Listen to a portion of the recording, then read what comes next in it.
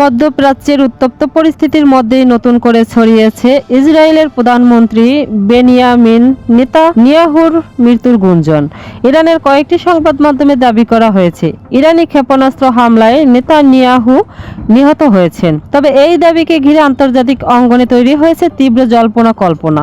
ফরাসি ভাষার কিছু সংবাদ মাধ্যমে প্রতিবেদনে বলা হয়েছে ইরানের ক্ষেপণাস্ত্র হামলায় নেতানিয়াহুর সরকারি বাসভবন ক্ষতিগ্রস্ত হয়েছে এবং সেখানেই তিনি প্রাণ হারিয়েছেন। একই হামলায় ইসরায়েলের জাতীয় নিরাপত্তা মন্ত্রী ইতামার বেন গবির আহত হয়েছেন বলে দাবি করা হয়। এমনকি নেতানিয়াহুর পরিবারের একজন সদস্য নিহত হওয়ার কথাও উল্লেখ করা হয়েছে। এই দাবির পক্ষে মার্কিন সাবেক গোয়েন্দা কর্মকর্তা স্কট রিটারের একটি সামাজিক যোগাযোগ মাধ্যমে পোস্টের কথা উল্লেখ করেছে কিছু ইরানি গণমাধ্যম। তবে বিশ্লেষকদের মতে ওই অ্যাকাউন্টটি সত্যি স্কট রিটারের কিনা তা নিয়ে রয়েছে সন্দেহ।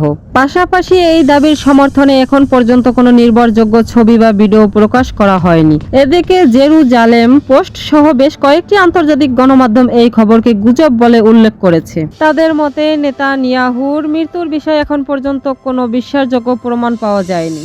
বিশ্লেষকদের ধারণা চলমান সংঘাতের মধ্যে মনস্তাত্ত্বিক চাপ তৈরি করা বা জনমত প্রভাবিত করার উদ্দেশ্যে এ ধরনের তথ্য ছড়ানো হতে পারে। এর আগেও যুদ্ধ শুরুর পর একাধিকবার নেতানিয়াহুর মৃত্যুর গুজব ছড়িয়েছিল যা পরে ভুল প্রমাণিত হয়। তবে সত্য মিথ্যার এই লড়াইয়ের মাঝেই একটি বিষয় স্পষ্ট, মধ্যপ্রাচ্যে চলমান যুদ্ধ পরিস্থিতিতে তথ্যযুদ্ধ ও সমানভাবে তীব্র হয়ে উঠেছে। আর এ ধরনের গুজব সংঘাতকে আরো উত্তপ্ত করে তুলতে পারে বলে মনে করেছেন বিশ্লেষকরা।